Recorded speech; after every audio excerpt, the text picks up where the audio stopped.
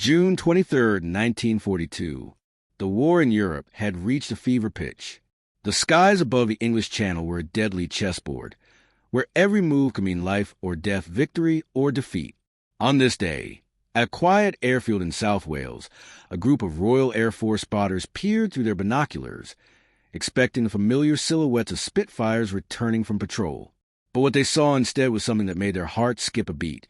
A sleek, unfamiliar aircraft, its line sharper, its engine note deeper, slicing to the clouds with predatory grace. It was a Focke-Wulf 190, the Luftwaffe's newest and most feared fighter, a machine that had been terrorizing Allied pilots for months. And it was coming into land, right here on British soil. No sirens blared. No anti-aircraft guns opened fire. The ground crew watched in stunned silence as the German fighter touched down, rolling to a stop near the control tower. The canopy slid back, and out climbed a young man in a Luftwaffe uniform, Oberleutnant Armin Faber, a pilot of Jägerschwader II, the elite Richthofen fighter wing. He looked around, confusion flickering across his face as he took in the unfamiliar surroundings. The aircraft parked on the flight line weren't Messerschmitts. They were Spitfires. The uniforms rushing toward him weren't Luftwaffe gray. They were RAF blue. In that instant, Faber realized the terrible mistake he had made. He had landed by accident in enemy territory, delivering Germany's most advanced fighter into the hands of the Allies. What happened next would become one of the most extraordinary intelligence coups of the Second World War. For months, the Focke-Wulf 190 had been a nightmare for Allied pilots. It was faster, more agile, and more heavily armed than anything the RAF could put in the air. In dogfights over France, Spitfires and Hurricanes were being shot down in alarming numbers. The Allies desperately needed to know the secrets of this new machine, its strengths, its weaknesses, its vulnerabilities. But every FW-190 that had been shot down over Britain was too badly damaged to yield any useful information. Now, by a twist of fate, they had a pristine example, delivered intact, with the pilot still in the cockpit. As Faber was taken into custody, British intelligence officers across southern England scrambled to respond. The news spread like wildfire through RAF Fighter Command. The enemy's most lethal fighter was now in their hands. Air Chief Marshal Sholto Douglas, commander of RAF Fighter Command, immediately ordered the aircraft transported to the Royal Aircraft Establishment at Farnborough for testing. Every inch of the machine would be examined, every system analyzed, every secret uncovered. The Allies had been handed a golden opportunity, and they intended to make the most of it. But how had this happened? How could an experienced German pilot, a man who had survived countless dogfights over the Channel, make such a catastrophic error? The answer lay in the chaos and confusion of aerial combat. On that fateful day, Faber had been flying top cover for a formation of German bombers attacking targets along the British coast. The mission had gone smoothly until the return flight. Engaged by RAF fighters, Faber became disoriented in the swirling dogfight. Cloud cover obscured the coastline. The sun's position played tricks on his senses, and in the heat of the moment, he lost track of his bearings. Breaking through the clouds, he saw a green countryside and an airfield below. Believing he was over occupied France, he lined up for landing, never realizing he was about to hand the Allies the key to Germany's air superiority. The Focke-Wulf 190 was unlike anything the Allies had faced before. Designed by Kurt Tank, it was a masterpiece of engineering, rugged, powerful, and deadly. Its BMW 801 radial engine produced 1,700 horsepower, giving it a blistering top speed and a climb rate that left Spitfires in the dust. Its armament was devastating. For 20mm cannons and 2 machine guns capable of shredding enemy aircraft in seconds.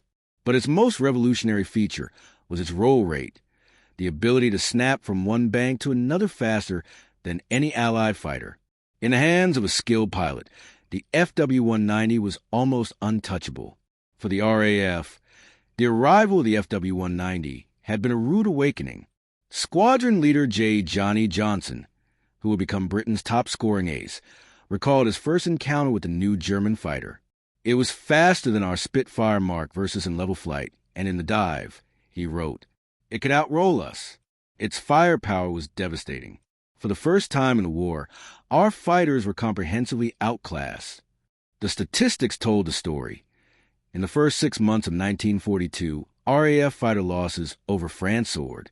Pilots who had survived the Battle of Britain were being shot down by an enemy they couldn't match. American pilots arriving in Britain with their new P-47 Thunderbolts heard the warnings immediately. Don't engage the 190 in turning combat. Don't try to outroll it. Don't get into a dive competition. The list of what not to do was long. The list of what would work was terrifyingly short. The Allies needed answers, and they needed them fast. Now, thanks to Faber's mistake, they had their chance. The captured FW-190 was rushed to Farnborough, where Britain's top aviation engineers and test pilots waited eagerly. Within 48 hours, the aircraft was being put through its paces, every system scrutinized, every performance parameter measured. What they discovered would change the course of the air war over Europe. The engineers at Farnborough approached the Focke-Wulf 190 with a mixture of awe and urgency. For months, this machine had haunted the dreams of Allied pilots, its reputation growing with every dogfight lost over the Channel. Now, for the first time, they could see for themselves what made it so formidable. The first thing that struck them was the aircraft's sheer practicality. Unlike the Spitfire, with its elegant lines and delicate construction, the FW-190 was built for war. Its airframe was robust, its systems designed for ease of maintenance and survivability. The cockpit layout was a revelation. Everything a pilot needed was within easy reach. The controls intuitive and responsive. British test pilot Captain Eric Brown, who would go on to fly more captured enemy aircraft than any other Allied pilot, was among the first to take the FW-190 into the air. His impressions were immediate and profound. You could throw this aircraft around the sky with almost no effort, Brown reported. The ailerons were light and responsive at all speeds. The Spitfire required muscle and finesse. The FW-190 responded to thought. The roll rate, in particular, was astonishing. In a dogfight, the ability to change direction quickly could mean the difference between life and death. The FW-190's roll rate was unmatched, allowing it to evade pursuers and line up shots with terrifying speed. The firepower was equally impressive. The four 20mm cannons, mounted close to fuselage, created a tight concentration of fire that could tear through enemy aircraft in a single burst. In simulated combat, the FW-190 consistently outperformed the best Allied fighters at low and medium altitudes. But the testing also revealed weaknesses, crucial flaws that had been invisible in the heat of battle. The BMW 801 radial engine, while powerful, struggled at high altitudes. Above 20,000 feet, the aircraft performance dropped off sharply. The engine began to overheat, and the controls grew heavy and unresponsive. The very features that made the FW-190 a terror at low altitude, its weight, its armament, its rugged construction, became liabilities in the thin air above the clouds. The Spitfire's Merlin engine, by contrast, was designed for high-altitude performance. In the right conditions, the balance of power could shift. This was the intelligence windfall the Allies had been hoping for. For the first time, they understood the FW-190's strengths and, more importantly, its limitations. Tactical bulletins were rushed to RAF squadrons across Britain. Pilots were instructed to avoid low-altitude dogfights with the 190, to climb above 25,000 feet whenever possible, to force the enemy into thin air where their engines would falter. American pilots, flying the new P-47 Thunderbolts and later the P-51 Mustangs, were given the same advice. The doctrine was simple. Fight the FW-190 on your terms, not theirs. The impact was immediate. In the months that followed, Allied losses began to decline. Pilots who had once dreaded the sight of the FW-190 now had a fighting chance. The psychological advantage the Germans had enjoyed was eroding, but the benefits went beyond tactics. The engineers at Wright Field in the United States studied the captured FW-190 in minute detail.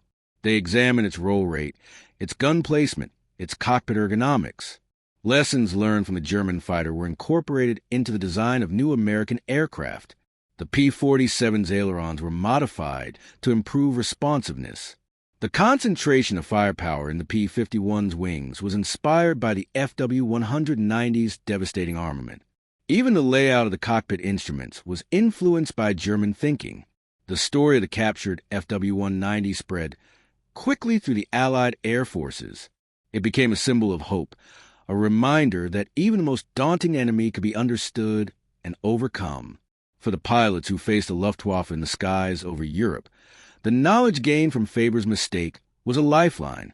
They studied the tactical bulletins, memorized the aircraft's weaknesses, and learned to exploit them in combat. The kill ratios began to shift. The Allies were no longer fighting blind. But for Armin Faber, the consequences were far more personal. After his capture, he was sent to a prisoner of war camp in Canada, where he would spend the rest of the war. His mistake was the subject of intense scrutiny within the Luftwaffe. Some saw it as a catastrophic blunder, others as an understandable error in the chaos of combat. In the end, even his superiors acknowledged that disorientation could happen to any pilot.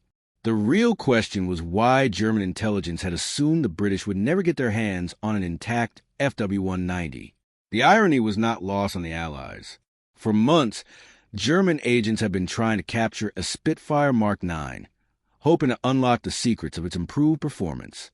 The British, by contrast, had simply waited, and fate had delivered the enemy's best fighter directly into their hands. The intelligence gained from Faber's mistake was shared with thousands of Allied pilots through training films, lectures, and hands-on demonstrations. It influenced not only tactics and technology, but the very psychology of the air war. As the months passed, the balance of power in the skies began to shift. The FW-190, once seen as an invincible predator, was now just another adversary, formidable but not unbeatable. Allied pilots learned to respect its strengths and exploit its weaknesses. The fear that had once gripped the RAF and USAF began to fade, replaced by a new sense of confidence and determination. The war was far from over, but the tide was turning. By late 1943, the tactical situation had changed dramatically. American P-47s and P-51s were engaging FW-190s at high altitude, where Allied fighters held the advantage. RAF Spitfire Mark IXs, with their upgraded Merlin engines, could match the FW-190's performance across most altitude ranges. Pilots on both sides understood they were flying different aircraft, each optimized for different conditions. The kill ratios continued to improve in the Allies' favor. The lessons learned from the captured FW-190 were paying dividends every day. The story of Armin Faber's accidental landing and the subsequent capture of the Focke-Wulf 190 became a legend among Allied airmen, but its true impact was felt not just in the skies, but in the war rooms and design offices across Britain and America. The intelligence gathered from the intact German fighter was meticulously cataloged and disseminated. Engineers, tacticians, and pilots all pored over data, searching for every possible advantage. The Allies understood that wars were not won by technology alone, but by the ability to adapt, to learn, and to turn the enemy's strengths into weaknesses. At Farnborough, the FW-190 was subjected to a battery of tests. British and American test pilots flew it in every conceivable scenario, pushing it to its limits. They measured its climb rate, its turn radius, its acceleration, and its stall characteristics. They fired its guns, tested its armor, and even examined the materials used in its construction. The results were shared with aircraft manufacturers and frontline squadrons alike. The Allies now knew exactly what they were up against and how to beat it. One of the most significant discoveries was the FW-190's vulnerability at high speeds. While the aircraft could outdive and outroll almost anything in the Allied arsenal, its controls became extremely heavy above 400 miles per hour. In a steep dive, the pilot needed considerable strength to pull out, creating a brief window of vulnerability. Allied pilots were trained to exploit this moment, pursuing the FW-190 through the initial dive and attacking as the German pilots struggled to regain control. This single insight saved countless lives and turned the tables in many dogfights. The intelligence also revealed the importance of altitude. The FW-190's WWII engine, so powerful at low and medium altitudes, lost much of its edge above 20,000 feet. The Spitfire's Merlin engine, by contrast, thrived in the thin air. American P-47s and P-51s, with their turbo-supercharged engines, could climb higher and fight longer at altitude. The new doctrine was clear: force the Germans to fight where their aircraft were weakest. Bomber escorts flew at maximum altitude, and fighter sweeps operated above 25,000 feet, whenever possible. When German fighters attempted to engage, American and British pilots would climb, drawing the FW-190s into the thin air, where their engines struggled and their controls grew sluggish. The captured FW-190 also influenced the design and tactics of future Allied aircraft. Engineers at Wright Field and other research centers studied the German fighters' roll rate and began modifying the ailerons on the P-47 and P-51 to improve their responsiveness. The concentration of firepower in the FW-190's wings inspired similar changes in American and British fighters, leading to tighter shot patterns and greater lethality. Even the cockpit layout, optimized for combat efficiency, was studied and emulated. The Allies were not just learning how to fight the FW-190. They were learning how to build better fighters themselves. But perhaps the most profound impact was psychological. For months, the FW-190 had been shrouded in mystery, its reputation growing with every Allied loss. Pilots spoke of it in hushed tones, describing it as invincible, unbeatable, a predator that stalked the skies with impunity. The capture of an intact FW-190 shattered that myth. Allied pilots could now see for themselves that the German fighter, while formidable, was not without flaws. It could be understood, it could be countered, and it could be defeated. The fear that had once gripped the RAF and USOF began to dissipate, replaced by a new sense of resolve. The story of Faber's mistake was shared in briefings and training sessions across the Allied air forces. Pilots were shown the tactical bulletins, watched training films, and even sat in the cockpit of the captured FW-190. They learned to recognize its silhouette, to anticipate its moves, and to exploit its weaknesses. The knowledge spread quickly, and soon the Luftwaffe began to notice a change. Allied pilots were no longer making the mistakes that had cost them so dearly in the early days of the FW-190's reign. They avoided low-altitude turning fights, forced the Germans to climb, and attack during the vulnerable moments in a dive. The kill ratios began to shift, and the Allies regained the initiative. For the Germans, the loss of the FW-190 was a bitter blow. The Luftwaffe had invested heavily in the development of their new fighter, and its early success had given them a crucial edge in the air war over Europe. Now, that advantage was slipping away. German pilots reported that the Allies seemed to know their tactics, their strengths, and their weaknesses. The psychological edge that had once belonged to the FW-190 was gone. The Allies were learning, adapting, and fighting back with a new sense of purpose. The impact of the captured FW-190 extended beyond the air war. The intelligence gained from the aircraft influenced the development of new weapons, tactics, and strategies across the Allied forces. It was a vivid reminder that in war, information could be as valuable as firepower. The ability to learn from the enemy, to adapt and innovate, was often the difference between victory and defeat. As the war progressed, the Allies continued to refine their tactics and technology. The lessons learned from the FW-190 were applied to every aspect of the air campaign. New aircraft were designed with greater emphasis on high-altitude performance, roll rate, and concentrated firepower. Pilots were trained to exploit every weakness, to fight smarter, and to never underestimate the value of intelligence. The story of Armin Faber and the captured FW-190 became a symbol of Allied ingenuity and resilience.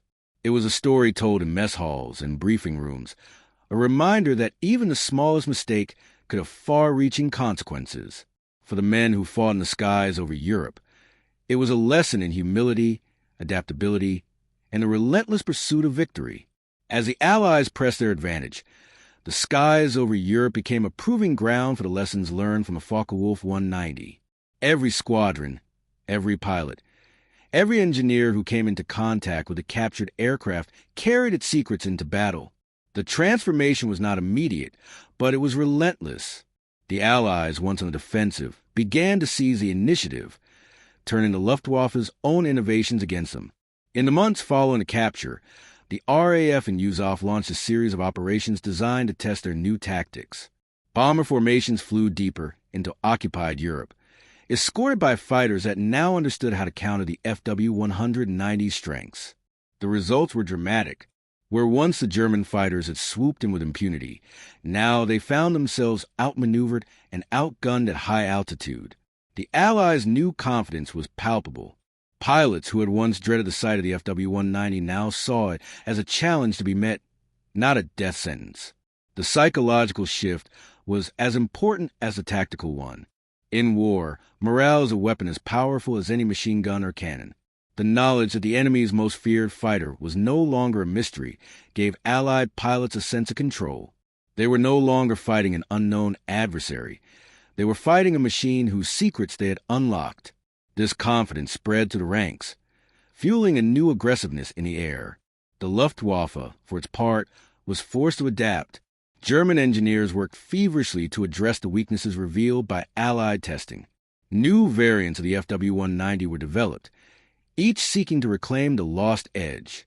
The FW-190D Dora, with its inline engine, was introduced to improve high-altitude performance. But the Allies were ready. Every time a new variant appeared, it was compared to the captured aircraft at Farnborough, its strengths and weaknesses cataloged and shared with frontline units. The intelligence pipeline was now a two-way street. As the Germans innovated, the Allies responded in kind. The story of the captured FW-190 also had a profound impact on Allied aircraft development. The lessons learned from the German fighter were not limited to tactics. They shaped the very machines that would dominate the skies in the final years of the war. The P-51 Mustang, for example, was designed with an emphasis on high-altitude performance, long-range, and concentrated firepower, qualities that had proven decisive against the FW-190. The Spitfire Mark IX, with its upgraded Merlin engine, was a direct response to the challenge posed by the German fighter. Even the cockpit layouts of new Allied aircraft reflected the ergonomic lessons learned from the FW-190. But the influence of the captured aircraft extended beyond the technical. It changed the way the Allies thought about intelligence, innovation, and the nature of warfare itself. The experience underscored the importance of adaptability, the ability to learn from the enemy, to turn setbacks into opportunities, to never stop questioning and improving. It was a lesson that would resonate long after the war was over. For the men who flew and fought in the skies over Europe, the story of Armin Faber and the FW-190 was a constant reminder of the thin line between victory and defeat. A single mistake, a moment of disorientation, had shifted the balance of power. The Allies had seized that moment, turning it into a catalyst for change. The war was still brutal, still deadly, but the sense of helplessness that had once haunted Allied pilots was gone. In its place was a new determination, a belief that with the right knowledge, the right tactics, and the right machines, they could win. The impact of the captured FW-190 was felt not just in the air, but on the ground as well.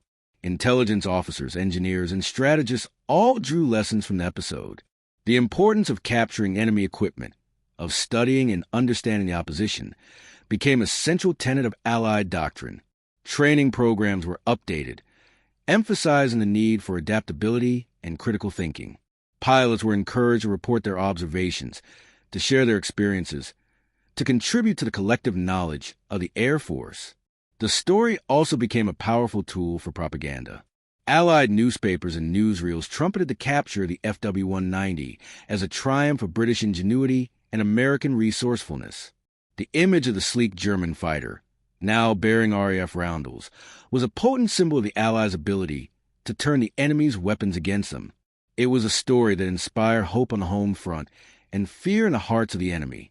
As the war entered its final phases, the lessons of the FW-190 continued to shape Allied strategy. The air campaign over Europe became a battle of wits as much as a battle of machines. Every new German innovation was met with a rapid Allied response. The intelligence gained from the captured aircraft allowed the Allies to anticipate and counter German tactics, to stay one step ahead in the deadly game of aerial combat. For Armin Faber, the man at the center of it all, the war ended in captivity. He survived his time in the Canadian POW camp and eventually returned to Germany after the war. His mistake, once seen as a catastrophic blunder, was later understood as a product of the chaos and confusion of combat. In the end, it was not Faber's error that defined the story, but the Allies' ability to seize the opportunity it presented. The legacy of the captured FW-190 endures. To this day, aviation museums around the world display surviving examples of the aircraft. Their sleek lines and powerful engines a testament to the ingenuity of their designers. But the true legacy lies in the lessons learned. The understanding that no machine is invincible, that every advantage can be countered, that the key to victory lies in the ability to adapt and innovate. The war in Europe raged on, but the capture of the Focke-Wulf 190 marked a subtle turning point in the Allies' favor. The skies, once dominated by the unknown and the unpredictable, became a domain where knowledge and preparation could tip the scales. The Allies' new approach was evident in every mission, every briefing, every encounter with the Luftwaffe. The fear that had once gripped pilots before takeoff was replaced by a sense of anticipation, a readiness to meet the enemy on equal terms, armed with the hard-won secrets of their most advanced fighter. In the months that followed, the Allies' mastery of the FW-190's strengths and weaknesses became a force multiplier. Bomber crews, once easy prey for German interceptors, now flew with greater confidence, knowing their escorts understood how to counter the FW-190's attacks. Fighter pilots, briefed on the aircraft's vulnerabilities, executed maneuvers that forced German pilots into disadvantageous positions. The air war became a contest of wits, with each side seeking to outthink and outmaneuver the other. But the Allies, with their newfound understanding, held the initiative. The intelligence gained from the captured FW-190 also had ripple effects far beyond the cockpit. Aircraft designers and engineers, inspired by the German fighters' innovations, pushed the boundaries of what was possible. The lessons learned at Farnborough influenced not only the P-51 Mustang and the Spitfire Mark IX, but also the next generation of jet fighters that would emerge in the post-war years. The emphasis on pilot ergonomics, concentrated firepower, and high-altitude performance became standard features in Allied designs. The war had become a crucible of innovation, and the FW-190 was at the heart of it. Meanwhile, the Luftwaffe struggled to regain its lost advantage. German engineers introduced new variants of the FW-190, each seeking to address the weaknesses exposed by Allied testing. The FW-190D Dora was a formidable machine, but by the time it entered service, the Allies had already adapted their tactics. The intelligence pipeline established at Farnborough ensured that every new German innovation was quickly analyzed and countered. The Luftwaffe's window of superiority had closed, and the balance of power in the air had shifted decisively. The story of Armin Faber and the captured FW-190 became a touchstone for Allied airmen. It was a story told in training sessions, in mess halls, and in the quiet moments before mission. It was a reminder that even the most daunting challenges could be overcome with determination, ingenuity, and a willingness to learn. The myth of the invincible enemy had been shattered, replaced by a new narrative, one of resilience, adaptability, and a relentless pursuit of victory. For the men who flew the missions, the impact was deeply personal. Pilots who had once dreaded the sight of the FW-190 now relished the challenge. They knew its strengths, respected its capabilities, but no longer feared it. The knowledge gained in the captured aircraft gave them an edge, a sense of control in a world defined by chaos and uncertainty. Every victory in the air was a testament to the power of information, the value of preparation, and the importance of never underestimating the enemy. The broader implications of the episode were not lost on Allied commanders. The capture of the FW-190 underscored the importance of intelligence in modern warfare. It was a vivid demonstration that wars were not won by brute force alone, but by the ability to gather, analyze, and act on information. The Allies invested heavily in intelligence operations, from code-breaking at Bletchley Park to the systematic analysis of captured equipment. The lessons of the FW-190 were applied across the board, shaping strategies and tactics in every theater of the war. As the Allies advanced across Europe, the air war became increasingly one-sided. The Luftwaffe, once the terror of the skies, was now on the defensive. Allied fighters roamed the skies with impunity, their pilots confident in their machines and their tactics. The capture of the FW-190 had been a turning point, a moment when the balance of power shifted and the outcome of the air war was decided. But the story did not end with the war's conclusion. The legacy of the captured FW-190 lived on in the post-war years. The lessons learned from the aircraft influenced the design of jet fighters, the development of new tactics, and the training of future generations of pilots. The episode became a case study in military academies, a reminder of the importance of adaptability, innovation, and the relentless pursuit of knowledge. For Armin Faber, the man whose mistake had changed the course of the war, the years after the conflict were marked by reflection and a return to civilian life. He survived his time as a prisoner of war and eventually returned to Germany, where he lived out his days far from the chaos of the skies. His story, once seen as a cautionary tale, became a symbol of the unpredictable nature of war, a reminder that even the smallest actions can have far-reaching consequences. The Focke-Wulf 190, once the pride of the Luftwaffe, became a museum piece, its legacy preserved in the memories of those who flew and fought against it. But its true significance lay not in its design or performance, but in the way it forced the Allies to adapt, to innovate, and to overcome. The story of the captured FW-190 was a testament to the power of information, the value of learning from the enemy, an enduring truth that in war as in life, knowledge is the ultimate weapon. In the final months of the war, the lessons of the Focke-Wulf 190 continued to echo through every Allied squadron and command center. The Allies' dominance in the air was now undeniable, a product not just of superior numbers or firepower, but a relentless commitment to learning and adaptation. The story of Armin Faber's accidental landing had become more than a tale of luck or error. It was a parable about the unpredictable nature of conflict and the extraordinary power of seizing opportunity when it appeared. As Allied forces pushed deeper into occupied Europe, the skies were filled with the roar of engines and the flash of gunfire. Yet, for many pilots, the fear that had once accompanied every mission had been replaced by a sense of mastery. They flew with the confidence that came from understanding their enemy, from knowing the strengths and weaknesses of the machines they faced.